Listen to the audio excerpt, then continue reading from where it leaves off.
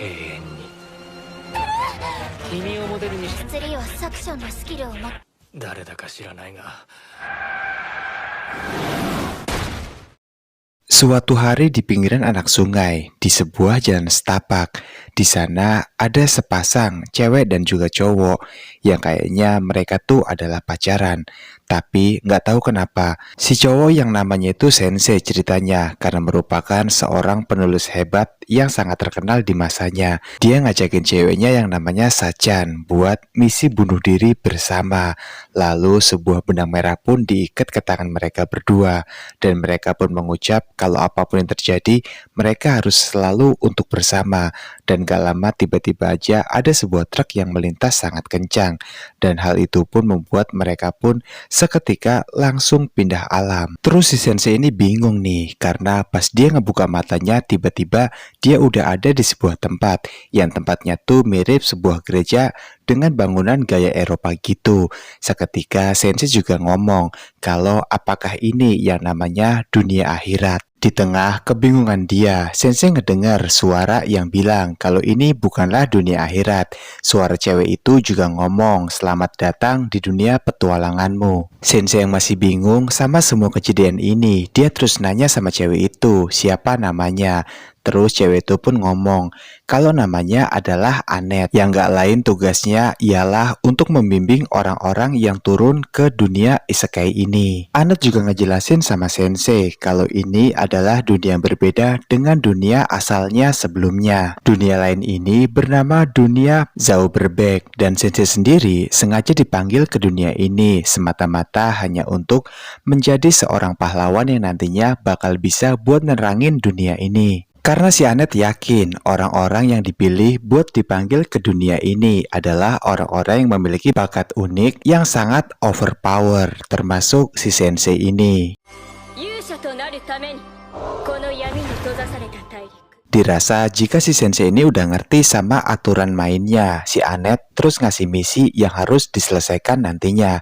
Tapi tiba-tiba aja si Anet terkejut karena rupanya si Sensei saat ini udah minum banyak banget beberapa pil obat penenang yang emang sengaja selalu ia bawa kemana-mana. Sontak si Anet jadi bingung dong dengan keadaan ini. Dia berusaha buat nyembuhin si Sensei menggunakan sihir yang dimiliki sama si Anet. Dan akhirnya si Sensei pun kembali pulih seperti sebelumnya. Tapi pas sudah sembuh, si Sensei bukannya makasih sama si Anet. Dia malah bilang kalau sebenarnya si Anet itu ngelakuin hal yang salah yang gak harus ia lakuin seharusnya.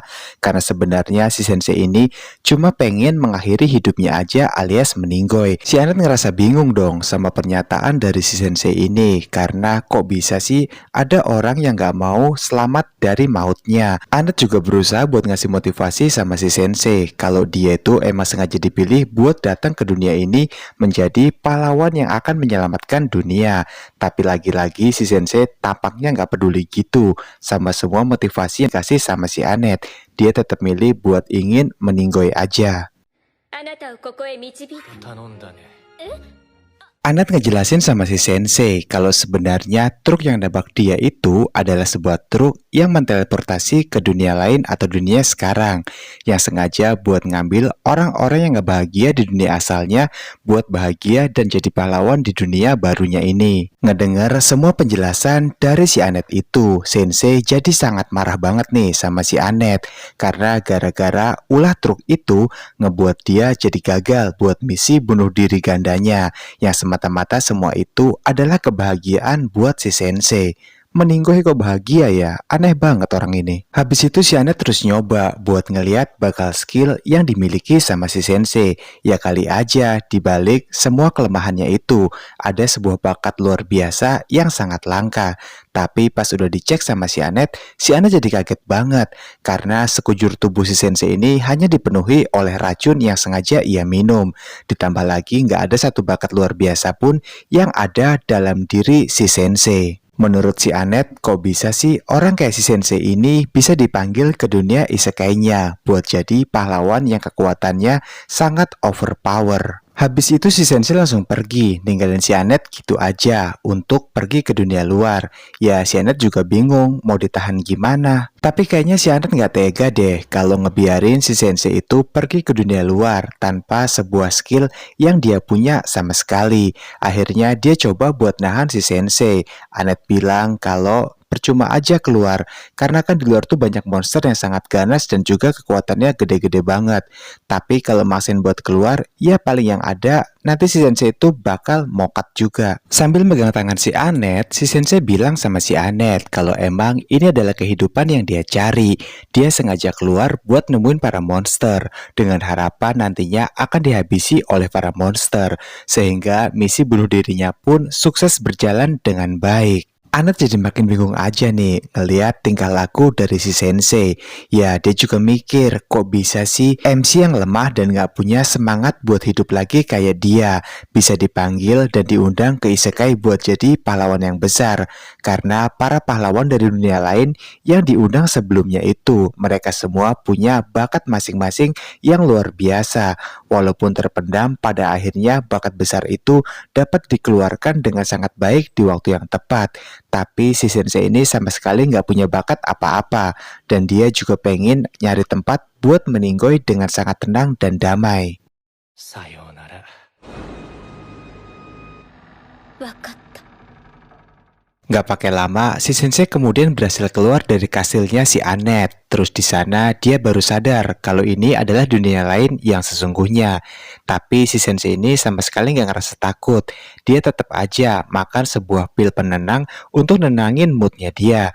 Dan siapa sangka tiba-tiba aja dia ngedengar sebuah suara di kepalanya. Suara itu bilang kalau si Sensei kini dapat 5 tambahan XP. Juga level petualangan yang langsung naik ke level 2. Habis itu tiba-tiba aja ada sebuah pohon yang tumbang di belakang si Sensei. Terus juga dia ngedengar kalau ada suara cewek yang minta tolong buat dilepasin dari sosok yang saat ini sedang mengganggu dia. Sosok monster pohon ini bernama Detri. Cewek itu yang lihat si Sensei. Dia langsung minta tolong sama si Sensei buat diselamatin. Karena dia tahu kalau Sensei adalah seorang petualangan yang pasti punya kekuatan yang OP parah. Seperti para cowok pada umumnya, Sensei itu pun juga berkata dalam hati kalau cewek itu rupanya cantik banget. Terus si Sensei ngomong kalau sebaiknya dia tunggu sebentar. Yang kayaknya sih menurut cewek itu kalau Sensei mau nyelamatin dia deh. Oh ya guys, lupa. Cewek ini tuh namanya Tama ya. Tapi akhirnya pakai akarnya si Detri malah berhasil buat ngegantung si Sensei tepat di sebelah si Tama.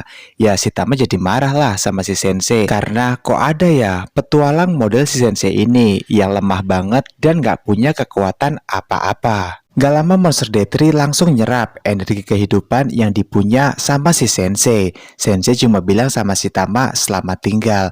Tapi si Tama ngasih coba motivasi buat si Sensei agar dia itu ngelawan si Detri dan gak nyerah gitu aja. Pas nyerap energi kehidupan dari Sensei, tiba-tiba aja monster Detri pun mengalami sebuah hal yang sangat langka.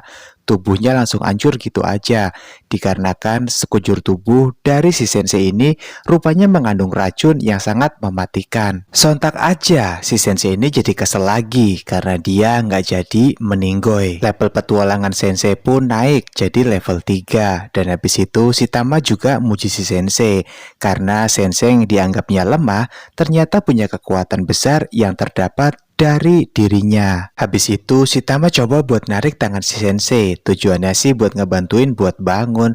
Tapi ternyata pas si Tama megang tangan si Sensei, seketika Sensei langsung ingat sama ceweknya dulu yang bernama Sechan, yang dianggap jika Tama ini adalah Sechan sama si Sensei.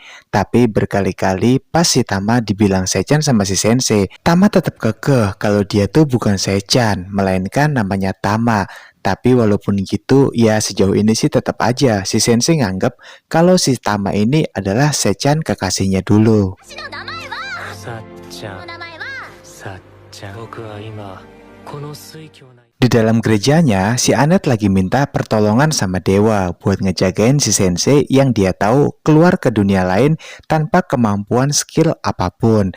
Yang kemudian habis itu, sensei datang ke gereja itu lagi, nemuin si Anet yang datang bareng sama si Tama. Terus si Tama ngajakin si sensei buat pergi dari gereja itu. Sontak si Anet yang bingung nanya sama si sensei, siapa sih cewek ini? Kok ngeselin banget?